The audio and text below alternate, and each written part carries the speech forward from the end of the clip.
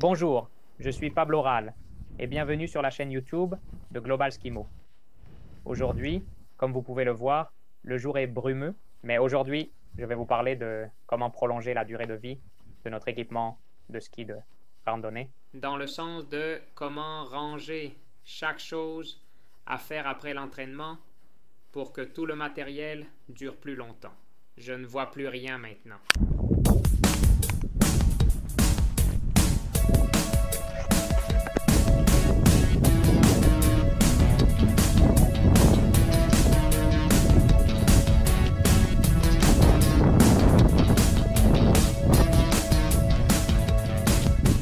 Je suis ici en train de poser des pots et j'en profite pour mentionner ce qui s'est passé. Ceci, je me suis enfoncé jusqu'au genou d'un pied pour vous dire que dans la vidéo que je vous laisse ici en haut, où je vous ai expliqué comment faire le changement de pot, je vous ai dit que parfois j'enlevais les deux skis.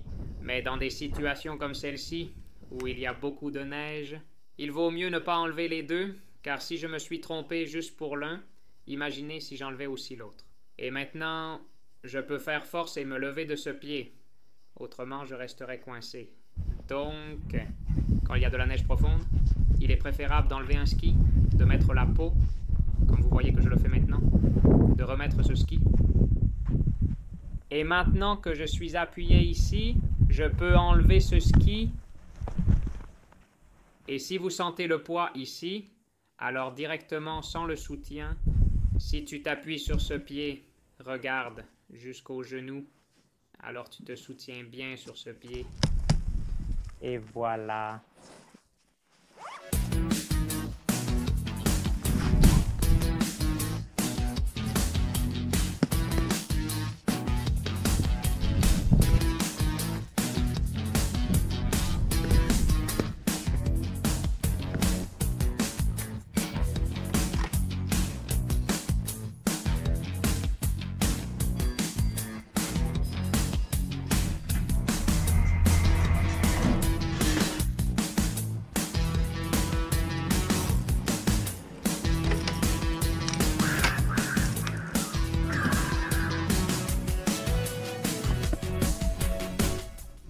D'accord, je viens d'arriver à la maison et la première chose, skis et bâtons, m'âme, eh bien je les mets sous la douche, si vous avez un débarras ou quoi que ce soit.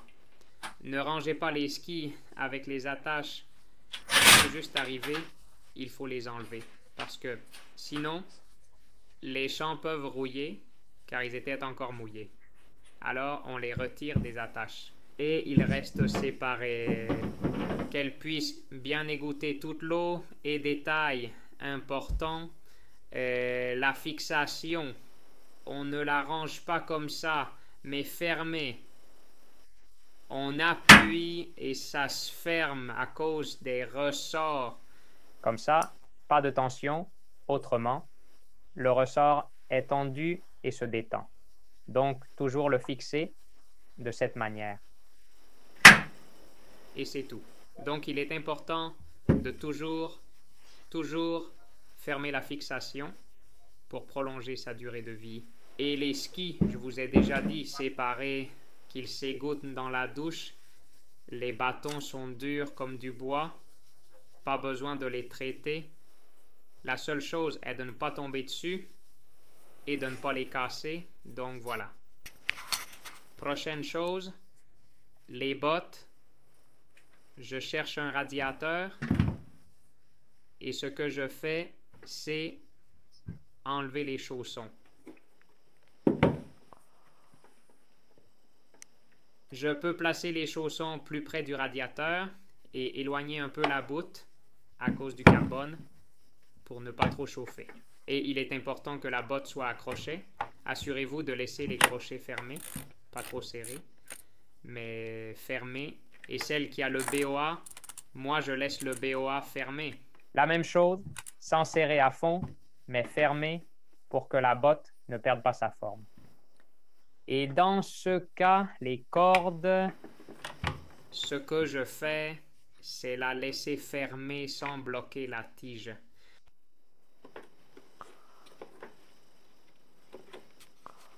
Comme ça. Il n'a pas bloqué la tige parce que, dans ce cas, comme il n'y a ni ressort ni rien, quand on bloque la tige, la seule chose qui se passe, c'est que la corde se tend. Et à force de rester tendue si longtemps, elle finit par se détendre et il faudrait la retendre, etc. Donc le mieux est de la ranger comme ça. Et avec l'autre botte, c'est pareil.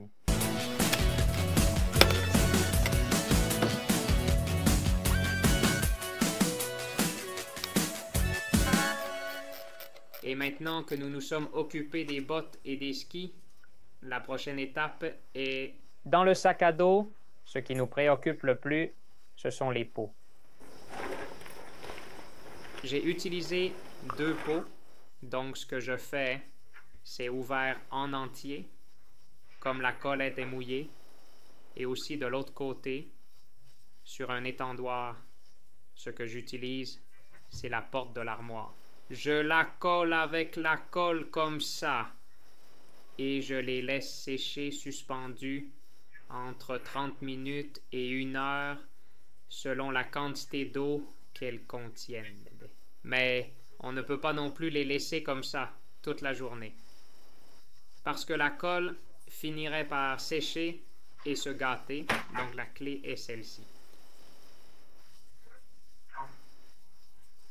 Environ 1 heure avec la colle ouverte, puis je la replie et je les laisse sécher tout ce qu'il y a, les cheveux et tout, mais sans la colle à l'air, et cela avec les pots de randonnée ou celles de compétition comptées dans les mêmes, donc au séchoir, ou là, bon, ça fait déjà une demi-heure, la colle est sèche, donc maintenant, il suffit de la plier.